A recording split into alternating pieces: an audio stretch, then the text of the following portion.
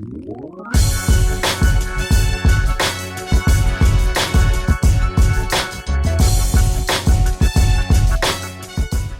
everybody, what's going on? It is Preston here from the Legendarium. Welcome to episode number 7 of 30-Minute Author Interviews.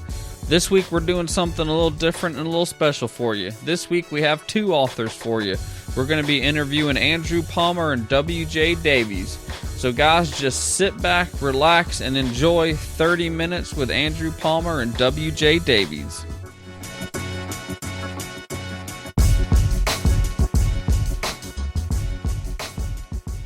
Welcome everybody to this episode of 30-Minute Author Interviews. Today's a little special interview for y'all. We're interviewing 2 people at the same time. We've got with us Andrew Palmer and W.J. Davies. So welcome guys, welcome to the 30-Minute Author Interviews.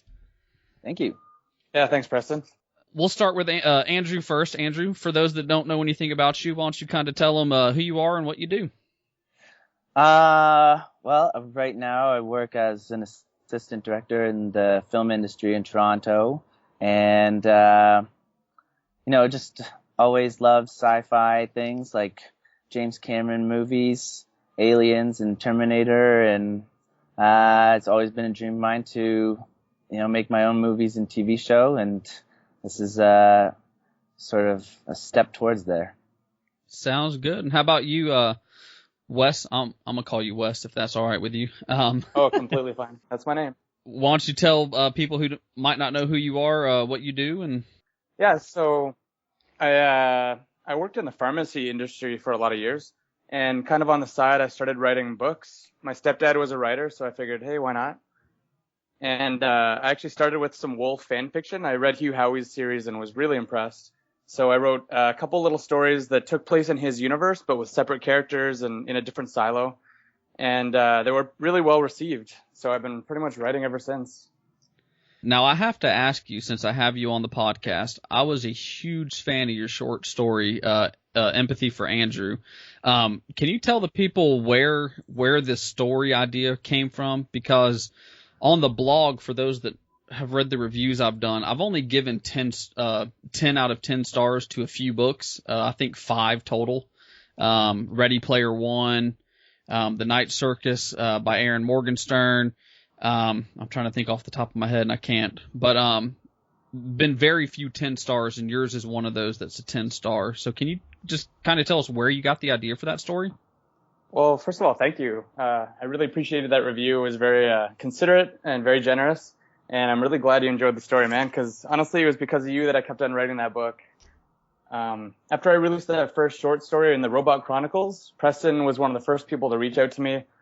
He said how much he enjoyed the book. He said that was the reason why he wanted to talk to me. And actually, I ran a bunch of ideas past you. Remember that a couple years ago about what the sequel might be? We had several conversations about you could go this way, you could go that way. It was pretty fun. Yeah, pretty long Facebook conversations. Yeah. But the original story, believe it or not, came to me in a dream. I know that sounds cliche, but honestly, that's what happened. I woke up one day and I had the whole first story in my head, about 1/3 of the final novel. And I just pretty much started writing it that day. Like I couldn't keep my fingers from getting to that keyboard. It was a good experience for me. That is awesome. I'm sure everybody that's read that story probably loved it like I did. And then, so we have y'all both on here today, because y'all are actually releasing a book, a novel together called The Dark Frontier. So can y'all, tell us who had the original story idea and how did y'all 2 end up coming together to write this novel? I guess I could feel this one. So Dark Frontier was a story that I've been working on for a few years, and I worked on a show called Suits, which is where Wes's uncle, Evan, I believe. Is that right? Yeah. Yeah. Yeah, Evan worked on Suits. Yeah, so he worked as a set decorator, and I wrote a script of Dark Frontier to try and pitch as a pilot episode of a TV show, and obviously no one would read it because it's really tough to crack in. So I thought, maybe if I had some storyboards to go with it, I could have one of the executives that I worked with on another show called The Listener, who was a big comic book fan, read it. So I hired somebody to illustrate a few, like panels, and it was so good that I just commissioned him to basically finish the first episode of the graphic novel from the beginning of the script to the midpoint of the script, and then I was finished it about the time that I was back on Suits, and I showed it to Evan, and he started telling me all about Wes and how he had been writing and was doing really well on Amazon. So after I finished the graphic novel, that didn't sell as well as I thought it would, because I only released it on Kindle.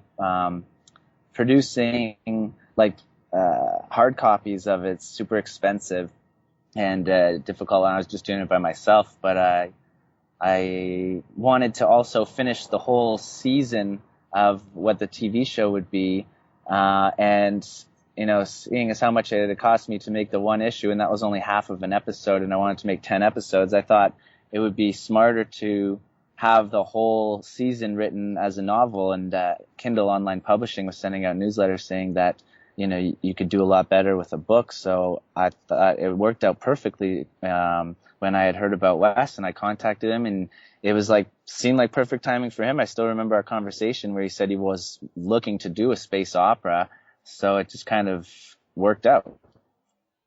Sounds good. So how long have y'all been working on the story? It's about a year now. Yeah. Oh wow.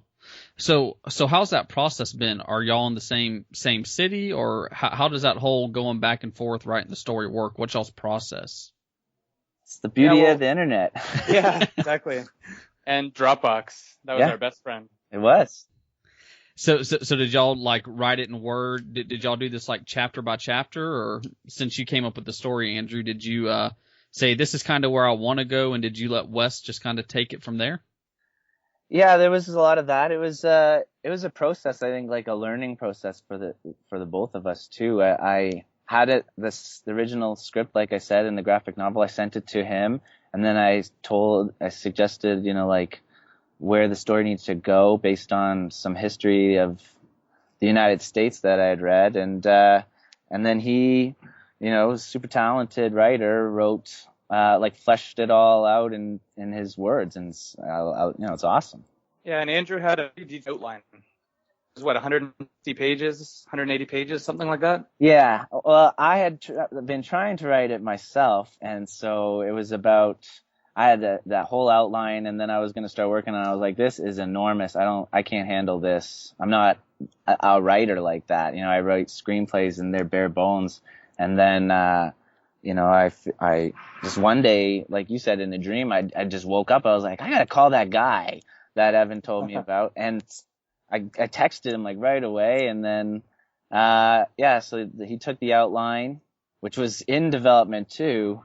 So it was a process, because we had to go back and forth and try and erase things here, and it was interesting. And it was hard to see the forest for the trees at first, I found. Yeah, big time. You never really know where the writing is going to take you, even if you have the outline. You always get surprised. Yeah, because what he brought to the table was getting into people's heads, and the way I had researched it was more about the events. Because it's basically a reprise of the American Revolution in 2076 in space, where the asteroid belt is America, Mars is Britain, and Earth is continental Europe, with the states being France. And so I knew where the plot points needed to go, but then it was getting into the characters and in their head, and that's where Wes really took it and ran with it. So Wes, when you wrote the story, or when you were helping to write the story, and you had kind of his outline, did you come up with an outline on your own, or did you just kind of start writing and see where the story took you? I mean, I was very much looking at Andrew's outline the whole time. Usually I would take maybe 3 or 4 paragraphs of what he had written and then sort of plan out a chapter or two based on that. So I knew that this person needed to go here and do this, but I didn't know what would happen in between. So that was all kind of either by the seat of my pants or a little bit fleshed out in advance. But often the characters will kind of like help you out, right? You know, one thing does lead to another inevitably. So it's a little bit more smooth than it might. Sounds good.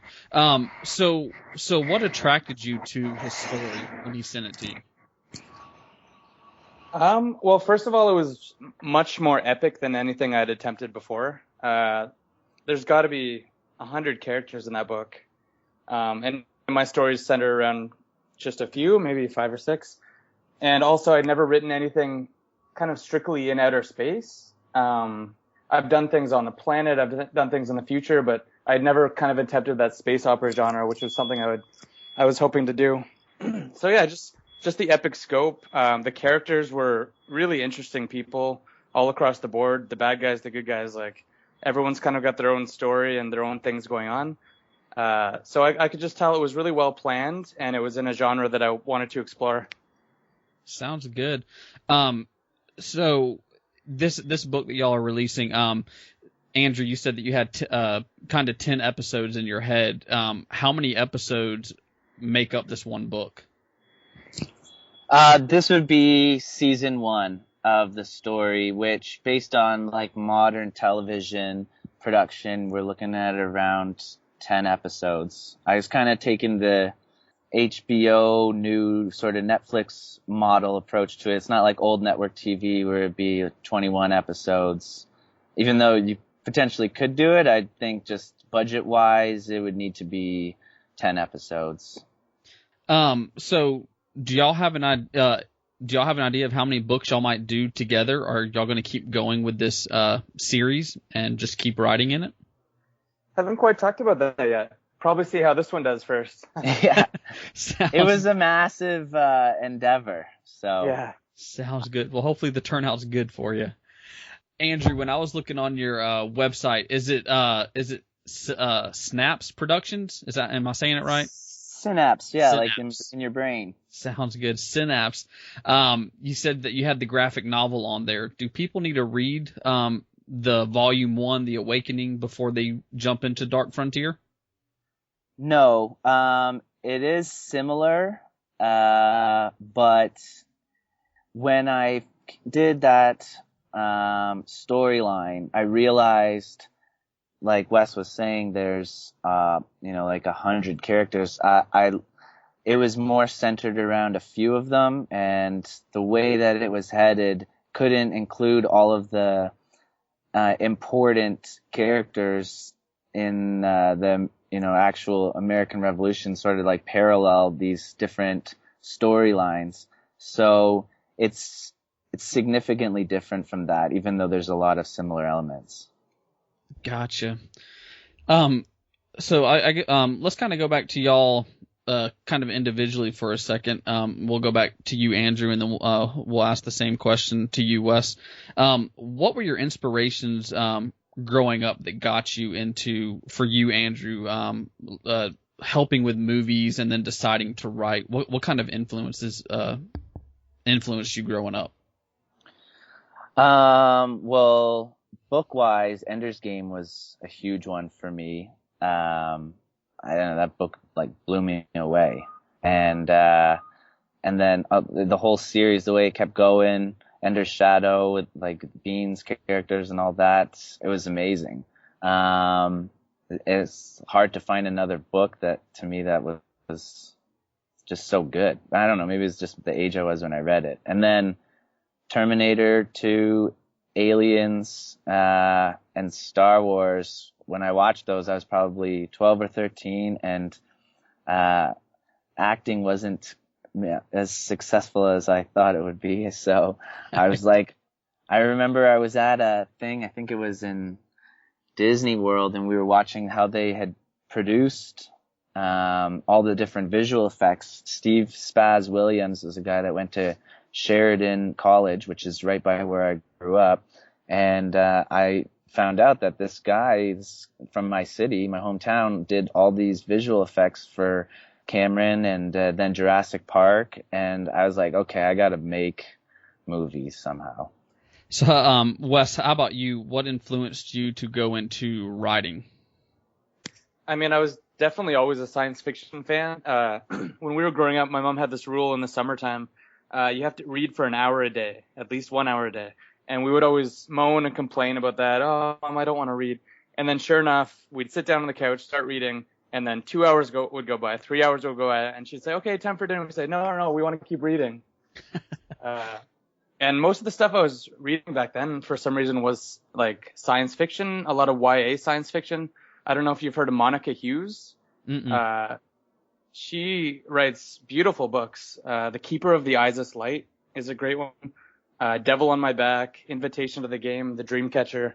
Just like perfect for 13, 14, 15-year-old kids who want to get interested in reading, interested in science fiction. I really recommend her. And then, of course, later on, Ender's Game was a huge one for me as well. The Lord of the Rings series, even though it's a little more fantasy, but still, I just liked anything that would pique my imagination. Gotcha. That's hilarious that your mom made you read. When I was in school, my mom did this thing, and I hated it at the time. She called it Mom Bucks. And if we wanted to watch 30 minutes of television, we had to do 30 minutes of some activity outside, or had to read, or go play a sport or something. She wouldn't let us be couch potatoes all summer. That's hilarious. My dad used to do the same thing. Did It's he? like, any amount of TV you want to watch is how much you have to read. I think the one thing I did the most is we had a grocery store called Winn-Dixie, and it took me about 30 minutes to bike there and bike back. So I'd bike there, go get a free cookie, and then come back home so I could have an hour of television. So that's hilarious. So when y'all were writing this this book, The Dark Frontier, together, what was the most difficult thing writing it together, and then how did y'all overcome that? For me, I think it ended up taking a bit longer than I originally thought. The story was so deep and ended up being really long, like 650 pages. Oh, wow. I don't think we really anticipated it to be that long, but I think when we reached the original target word count was something like 100,000 words, we're like, the story's not nearly finished yet. We have to keep going. Yeah, definitely. And the original, like Wes had said, the outline was about 120, 150 pages. The material that I had started with was about 60 pages of completed outline that he was working off of. And then that's when I realized, looking at my notes, it's like, oh my God, there's so much more to do. And we are close to that word count. How can we make this work without it being like, even though I love Neil Stephenson's books, they're, incredibly long. But I was like, I don't know if I'm prepared to have like the first book that I put out with someone be like 800 pages. That's funny. Some people do like a bit of a longer book, though. Something they can really sink their teeth into. Yeah, Seven Eves was awesome. I didn't want it to end. Right. Yeah, I don't know if I've read too many really long books, so I'd have to go back on my shelf and look. Well, you got one coming your way, Preston. That's right. We sure do. So we've talked about the book. Why don't y'all kind of, whoever wants to do it, kind of give like the little book blurb telling the readers what it's about. Actually, Wes sent me something recently for our publication of it, which I think sums it up pretty well. I just gotta find it here. Sorry, I wasn't prepared for this one, but yeah, we've been working on the blurb because it was a big challenge. There's so much that happens in the book. Like, it spans over the course of several years. There's tons of different locations, lots of characters. So it was hard to kind of nail it down and put it into one or two paragraphs for even the Amazon book description. Right. I got it. Okay, so when the KG organization infringes on the rights of its employees, the asteroid mining companies treaty with the U.S. to finance their war of independence from Mars in the year 2076. With extensive research and page-turning suspense, Dark Frontier chronicles the greatest revolution yet to come. The battles, the treacheries, and the dynamic personalities of the men and women who fight for their freedom, often to the deaths. Edward Morrison, Shauna Dams, Scorpio Dams, Braden Franek, Tessa Jaffrey, J.C. Hartano, these heroes are people of intellect, passion, and ambition. From the secret meetings of the Golden Rams in dusty attics to countless battles waged across the solar system, Dark Frontier vividly recreates one of history's greatest sagas. Think the American Revolution in the future in space. Sounds good. So for those that are listening to the podcast, the day that it releases, today is August 3rd. When does this book come out, or is it already out? We did release it due to the date on July 4th, 2016. Sounds good. Of course, we'll have links to it in the description below, so if it sounds interesting to you, you can head over there and check it out. So, Andrew, do you plan on maybe bringing this to the screen yourself at some time, or are you going to try to shop it around and see if you can get somebody to pick it up?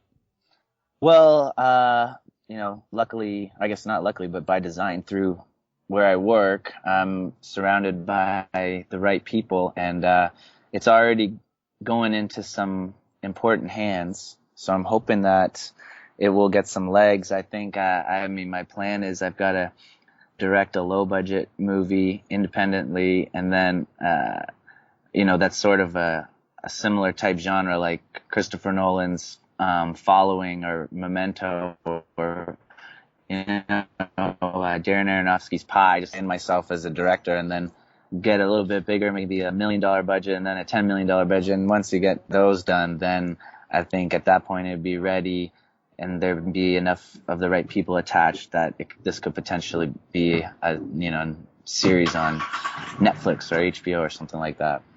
Sounds good.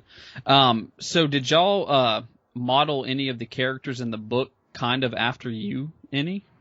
I don't know if how you wrote them was any. I mean, they're all technically they're all actually modeled after real people in history. So the founders of the United States of America, people like Samuel Adams, Joseph Adams, like Benjamin Franklin, they're all represented in the book. Just we changed the names slightly and put it into a future context. Yeah. So I wouldn't say I necessarily based any of them on real life characters this time. I have certainly done that in the past. But with this book, we were really trying to capture certain ideas and kind of represent people from history more than people from real life. Yeah, and actually it was just a slip of the tongue, but John Adams, but the oh, sorry, not Joseph Adams. Yeah, that's all good. But Sean Adams is John Adams. That's where that name kind of comes from. Though the plan is supposed to sound like it. Sean Adams, John Adams. I changed it so we could have some women in there, and so she's the lawyer that unites the asteroid mining establishments. Sounds cool. So, what about the American Revolution was so fascinating for you that you decided to write it kind of in the future in space? One day, I guess, 'cause I'm from Canada, but one day, I don't know, something about there was an election on, and I said to my dad, I was like, you know what?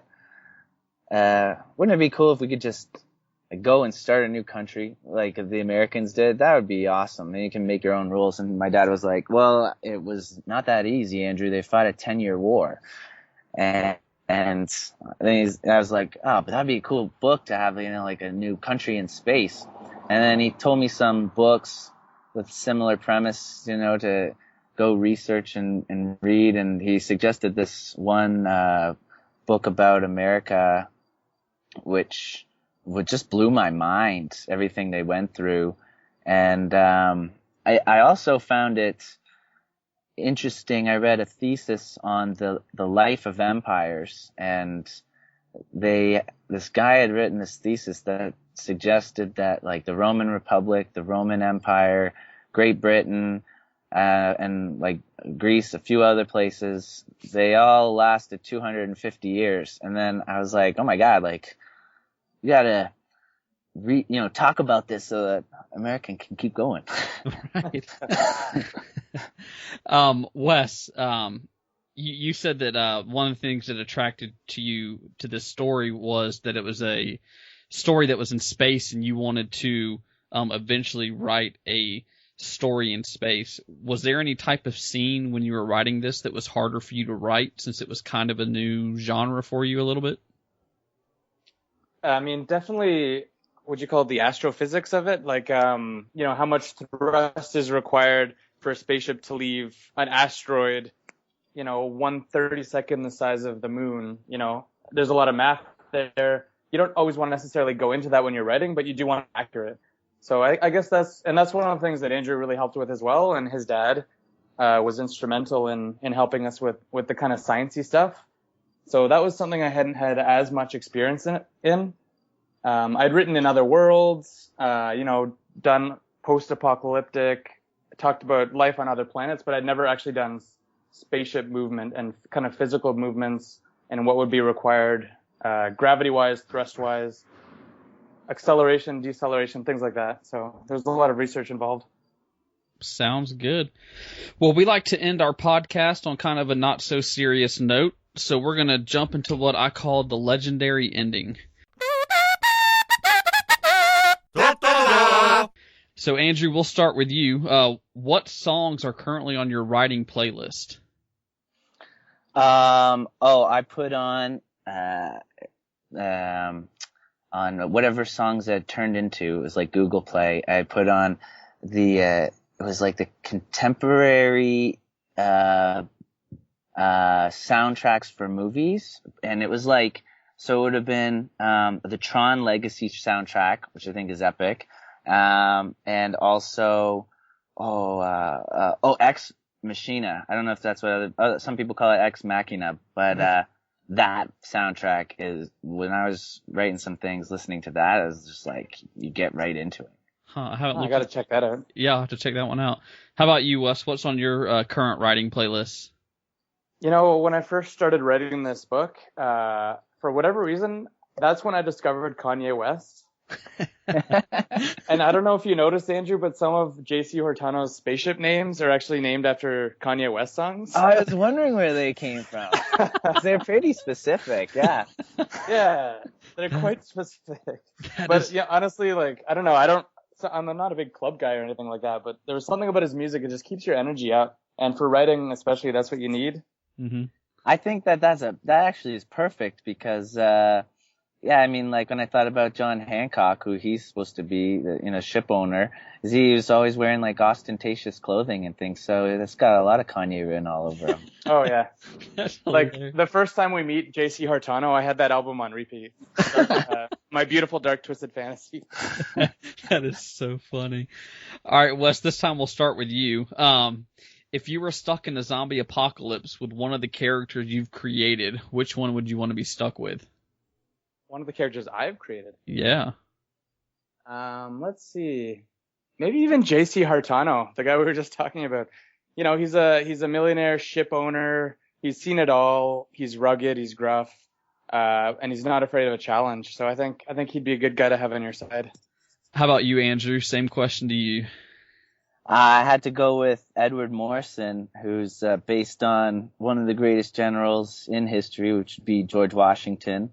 And he kept the ragtag army together until they could win the battle that they needed to win. Sounds good. All right, Andrew. Now, if you were stuck in the zombie apocalypse with any character from any media source, whether it's comics, books, movies, whatever, who would you want to be stuck with and why? You know what? And the trailer just came out at Comic-Con. I'd have to say Wonder Woman, because she's like kick-ass, but then maybe if it's just me and her left, I could marry her and have like super kids to help us beat the zombies down. There we go. How about you, Wes? I would say maybe Anne Rice's The Vampire Lestat, because he's not a zombie, but he is dead. Mm-hmm. So potentially he could either side with the zombies and convince them not to attack us anymore, or he would just be a really, kick-ass zombie hunter who's also a vampire. I think that'd be awesome. There we go. All right, and we'll start with Wes again this time. If you had a time machine, where would you travel and why? Can I travel to the future? Yeah. I would probably travel to the year 2076 and see if any of this stuff is actually taking place like we're writing right now.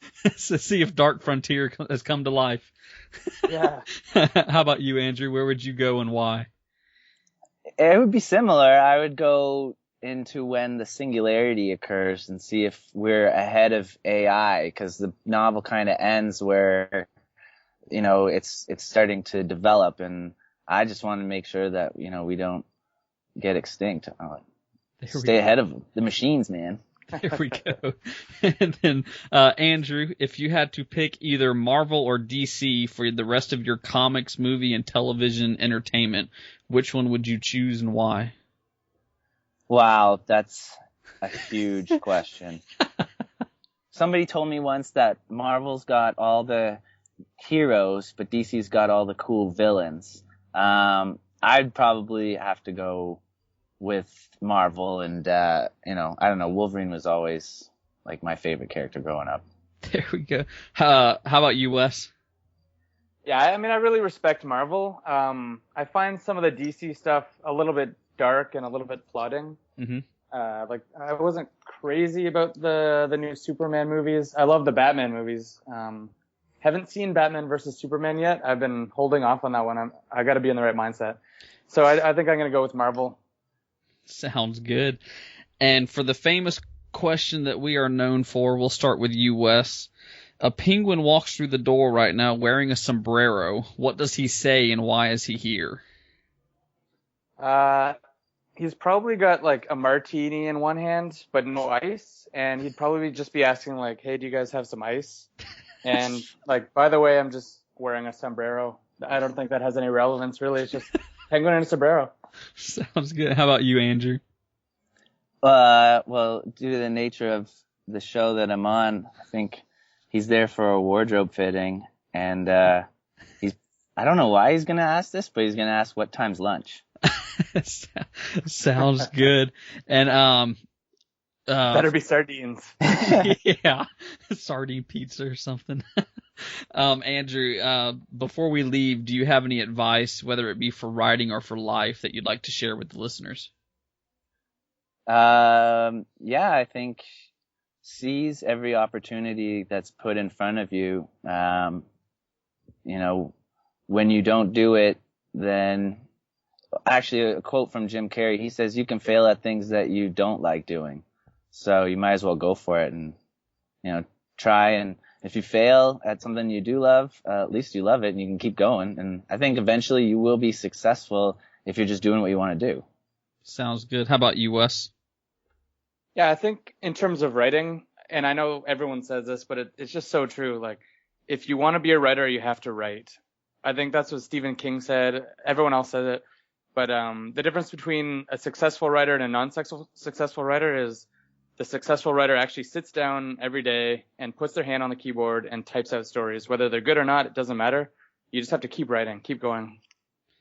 Sounds good. Where can listeners go if they want to learn more about you? I guess, Andrew, if they want to go learn more about you and I guess the production stuff that you've done and the graphic novel you've written, where can they go and find that information at? The production website is www.synapseproductions.com, and then there's my online portfolio is andrewma.wix.com/film. Sounds good. And how about you, Wes? Where can people go if they want to learn more about you and the books that you've written? Yeah, you can check out my website, wjdaviesauthor.com, or Twitter at wjdaviesauthor. Sometimes I'm really good about keeping these things up. Sometimes I struggle a little, but generally that's where you can go. Sounds good. Try to keep it updated. Sounds good. Well, thank y'all for joining us today for 30-minute author interviews. Thank you. Thanks a lot, Preston. We really appreciate that. Well, guys, that's a wrap on episode 7. Thank you for joining us for 30-minute author interviews. If you head on over to the website, you can now subscribe to this podcast via iTunes, the Google Play Music Store, Stitcher Radio, TuneIn, and even by your email. So head on over to legendarium.com, And if you would, please subscribe via your favorite platform. And if you would, please leave us a review and rate the show. It really helps out.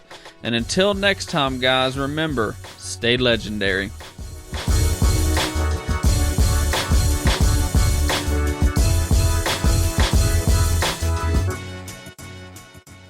Oh, screwed that one up. Blooper reel.